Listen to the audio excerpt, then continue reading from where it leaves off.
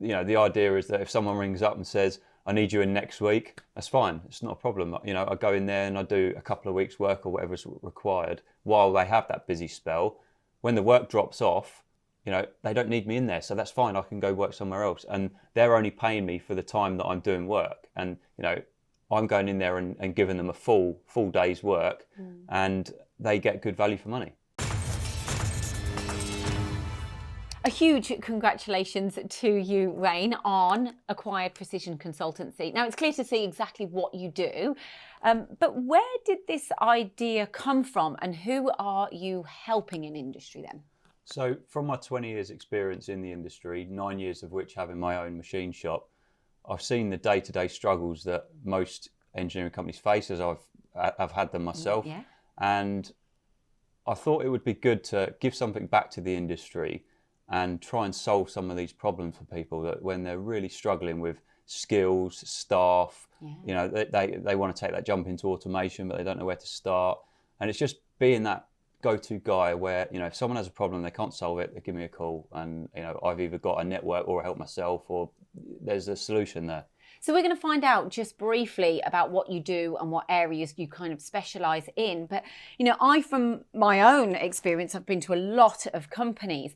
I'm going to ask you some questions on real life examples, but also when you go into companies, everyone's facing the same struggles or have the same struggles, but not everyone's talking about them. Is that correct? Is that fair to say? Yeah, definitely. I think a lot of people are maybe too shy or embarrassed to speak out about it. There's a lot of people saying that, we are struggling with skills and we can't find anybody, but not enough being done about it to address the issue. Okay, so then my first one is, I went to a company literally the other day. This was an OEM, and they were telling me that they're finding in industry that they'll sell a machine and then it won't be long before a company then comes back to them and says, oh, I need some help with the programming here and I don't understand this. And they're saying a lot of it is quite basic. So there's a big skill shortage out there. So, okay, there's one of you, there's one Wayne, but how are you there to help industry?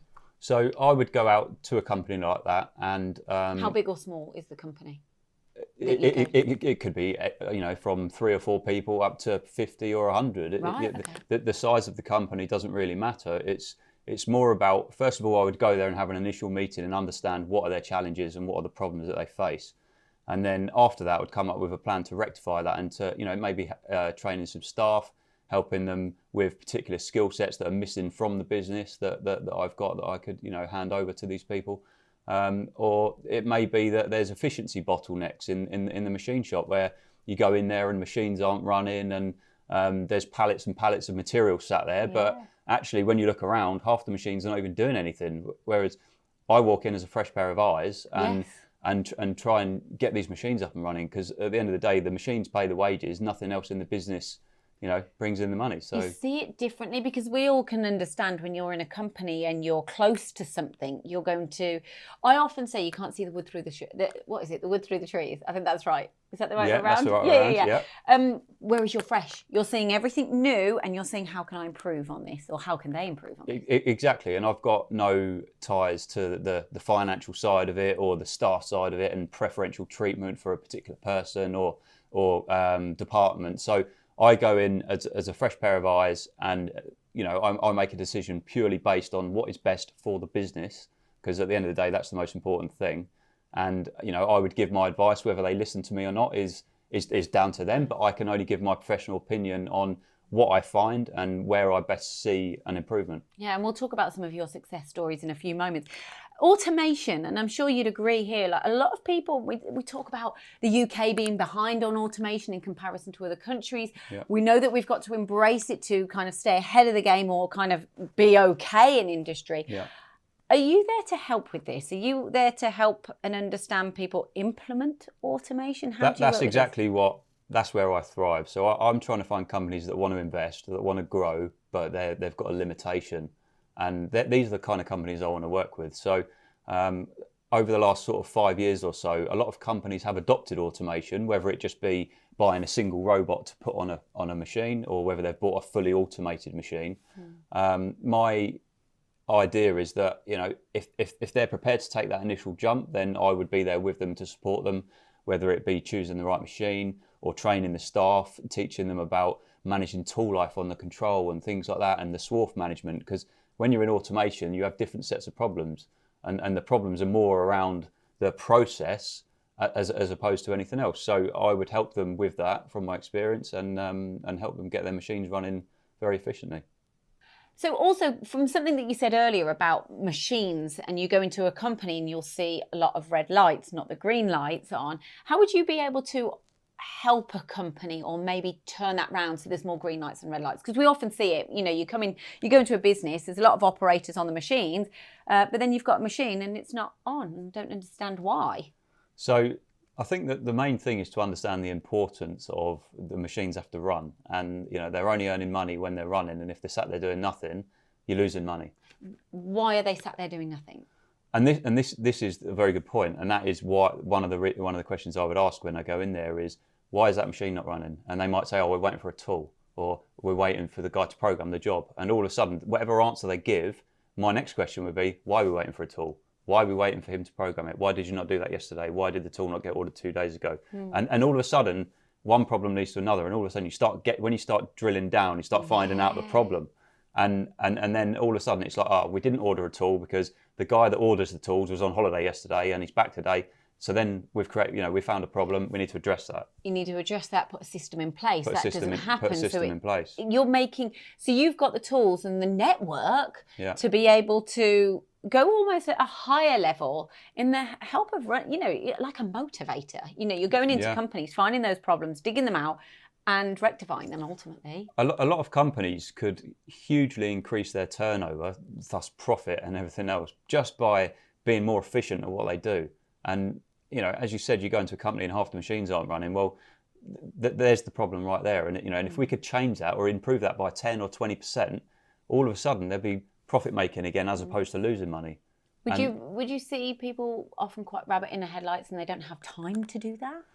I think a big problem is everyone's too busy. So, you know, when you say to someone, whose job's that? Oh, it's not mine because I'm too busy, but he normally does it. But oh, no, I don't do it. I'm too busy. So I think a lot of it is like the blaming, and people not taking control of whose job is it and focusing on, you know, doing their job to the highest standard. That kind of leads me to the next question, because businesses have high months and low months, and you've got staffing. When you've got staffing, of course, we all know, you're not just employing someone to do a job, but you're kind of taking on everything in their life as well. And we all know there are issues with that. I'm not going to go too far into that. So you can come along ultimately when the company needs you and then doesn't need you. So that's a benefit, isn't it? Exactly. So, you know, the idea is that if someone rings up and says, I need you in next week, that's fine. It's not a problem. You know, I go in there and I do a couple of weeks work or whatever's required while they have that busy spell. When the work drops off, you know, they don't need me in there. So that's fine. I can go work somewhere else. And they're only paying me for the time that I'm doing work. And, you know, I'm going in there and giving them a full day's work, and they get good value for money. Be honest with me. What is it that you are seeing problem-wise in industry that you can change? What are you seeing that's happening out there? So quite a lot of companies that I go into, they would initially ring me up and say, we've got a bottleneck in programming and we need you to get you in and program some jobs for us so we can get our machines running. And sometimes I'll do that remote, sometimes I'll do it on site, whatever the customer prefers. So if I go remote, then I would program the job and I would send them the file at the end and say, here's the job. And, you know, one of their operators would then set the job up and get it running. If I'm on site, it's a little bit different because I then see other opportunities for things. And obviously they can talk to me throughout the day and ask different things about my network and who I would go to for this and where do I buy that. And all of a sudden it leads to other things. And I would start off programming, and then all of a sudden I'm helping out with recruitment and accountants and tool sales and things like that, and machine investments. And all of a sudden, you know, they know I've got the experience and the knowledge to be able to help with these things. So when you're talking about being, you know, online, it's not just the UK, you know, not being funny, but you can do this further afield, surely. So I've actually been in talks with a company in Germany that was talking about getting me to do some programming for them, which is, you know, which is great. But then it got me thinking that actually doesn't matter where in the world they are, you know, if they want remote programming, I can help them, and even if it's training, I can do it online. Everything's remote these days, right? So we can do video calls, and so the possibilities are endless. They really are. Yeah. Right, okay, tell me about some of your success stories then. So one company that I went into, they said, we've got this job that's running on a very, very expensive machine, and it's not making the money that we need it to make. It's an ongoing job, and we've had it for the last 3 or 4 years, and we've got another 5 or so years left on this job. It's really worth us investing a little bit of money and time into getting this into a much better performing job. So when we looked at it and we broke it down into detail, we realised that actually the job's only making £40 an hour. And the machine that they're doing it on is an over £300,000 machine. Wow. And it wasn't quite making them enough money to warrant being on that machine. And they said, we've got better paying jobs that we could put on that machine. Yeah. So my answer was, well, why don't we turn this into a better paying job? We could look at the tooling and the programming, and we could break it down and actually look at fixturing and hold multiple parts in one setup instead of one. And I've got all these ideas about all these different things we could do. Anyway, I put my ideas forward, and they sort of agreed to take me on, and on a short-term basis to turn this job around.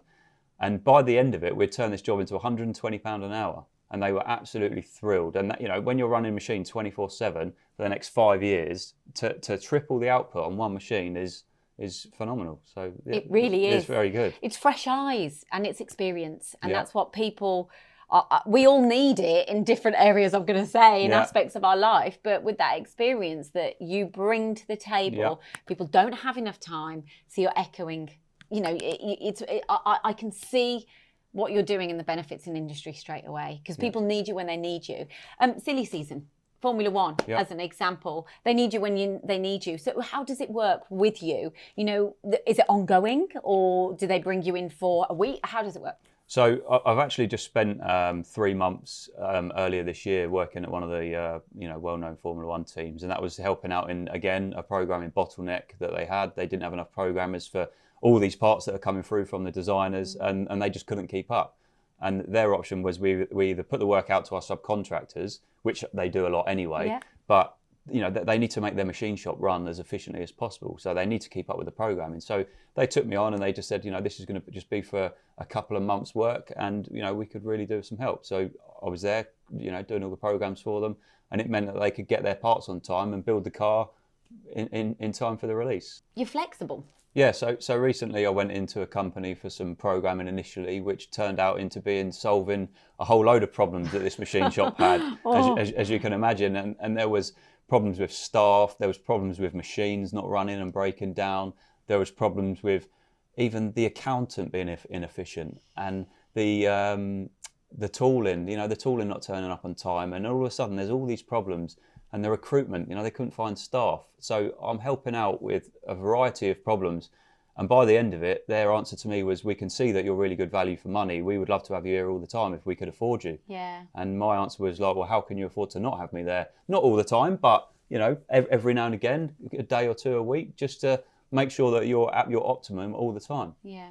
So how does that work then with your diary? How do you manage getting around with people ultimately working from home as well? So I've got a resource of programmers that have worked with me over the years initially, which I can call upon if needed for the programming support. So obviously the programming is quite time consuming, can be. Some jobs can be a day, some jobs can be 5 days or there or thereabouts. So I've got people I can call on should I need to for that extra resource. So it's just about managing my diary and just making sure that I'm where I need to be at the right time and helping people as efficiently as possible. So Wayne, we've heard all of this, but for anyone who's watching, why should they use Acquired Precision Consultancy then? I've been doing this 20 years, and I've experienced a lot of highs and a lot of lows in the industry. I understand machine shops, and I get the day-to-day struggles and the problems that they face. I've got a lot of knowledge and a big network of people that can really help, and I think the results speak for themselves.